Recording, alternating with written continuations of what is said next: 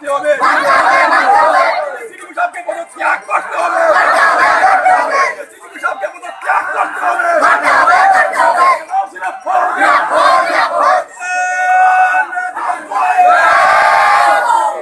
মানুষকে সহায়তা করছিলেন, তার থেকে প্রায় 50,000 মানুষের ভাতা তারা বন্ধ করে দেওয়ার সিদ্ধান্ত নিয়েছেন।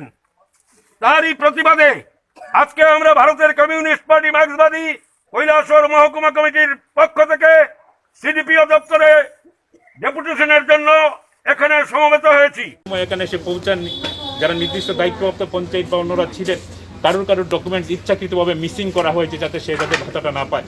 তার জন্য আমরা বলেছি প্রত্যেক বাদ পড়া বৈধ ভাতা প্রাপক যারা, তাদের প্রত্যেকের ভাতাটাকে কন্টিনিউ করতে হবে, সেগুলো চালিয়ে যেতে হবে, এই দাবি আমরা রেখেছি। এবং তার পাশাপাশি যাতে তিনটা গৌরনগর, চণ্ডীপুর এবং কৈলাসহর মিউনিসিপ্যালিটিতে আলাদা আলাদা শিবির করে মানুষের ইনকাম সার্টিফিকেট এগুলো দেওয়ার ব্যবস্থা করা হয়। তার পাশাপাশি এখানে যারা বাদ পড়েছেন তাদেরকে এই 3টা প্রজেক্টের অধীনেই তাদেরকে নির্দিষ্ট সময় স্থির করে তারা যাতে আবার তাদের ডকুমেন্টেশনের সেখানে প্রপার নিয়ে আসতে পারেন, সেই তাদেরকে যাতে গাউসোয়া ভিত্তিক বা ওয়ার্ড ভিত্তিক সেই সুযোগটা তৈরি করা হয়।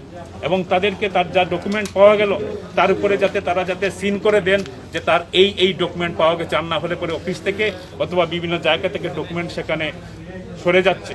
তার জন্য আমরা বলেছি সিন করে দিতে হবে, লিস্ট দিয়ে দিতে হবে, আপনার এই ডকুমেন্ট প্রপার ডকুমেন্ট আমরা পেলাম, যদি শর্টেজ থাকে তাহলে এখানের মধ্যে তার হাতেই লিখে দিতে হবে। এই দাবি আমরা রেখেছি। এবং আমরা বলেছি যদি আগামী 15 দিনের মধ্যে প্রয়োজনীয় উদ্যোগ আপনি না নেন তাহলে পরে এই কৈলাসহর মহকুমা এলাকার 2,000-2,500-এর মতো ভাতা প্রাপক যারা এই ভাতার উপর নির্ভর করে, অসংখ্য মানুষ আছেন তার খাওয়া নির্ভর করে, এই ভাতার টাকাটার দোকানে দিয়ে পরের মাসের খরচা নেন, আবার সেই ভাতার টাকাটা দিয়ে আর পরের মাসের নেন। যদি এটা না পান, অনেক মানুষ আছেন যাদেরকে ভিক্ষাবৃত্তিতে যেতে হবে। এই ত্রিপুরা রাজ্যে একটা সময় আমরা দেখতাম প্রচুর মানুষ ভিক্ষাবৃত্তি করতেন। রাজ্যের বামপন্থী সরকার বিভিন্ন সামাজিক সুরক্ষা ভাতা চালু করার মধ্য দিয়ে মানুষের পাশে দাঁড়িয়েছিল বিভিন্ন স্কিমের মধ্য দিয়ে, যার কারণে আজকে ভিক্ষু আমরা সে সময় খুঁজে পেতাম না। রাজ্যের বিজেপি সরকার ক্ষমতায় আসার পর পরিকল্পনা মাফিক সেই ভিক্ষাবৃত্তিতে যাতে মানুষ যেতে বাধ্য হয়, তার জন্য ইচ্ছা প্রণোদিতভাবে এই ধরনের তারা সেখানে উদ্যোগ গ্রহণ করছেন। আমাদের কৈলাসহরের যে অভিজ্ঞতা, আমাদের এখানে হাজার মানুষ যাদেরকে ইচ্ছাকৃতভাবে বাদ দেওয়া হয়েছে এবং পলিটিক্যালি আইডেন্টিফিকেশন অনুসারে বিভিন্ন পঞ্চায়েত যেগুলোকে কাজ করেছেন সেখানে রাজনৈতিক রং দেখে সেগুলোকে সেখানে ডকুমেন্টেশন করে সেখানে প্রপার পাঠিয়েছেন।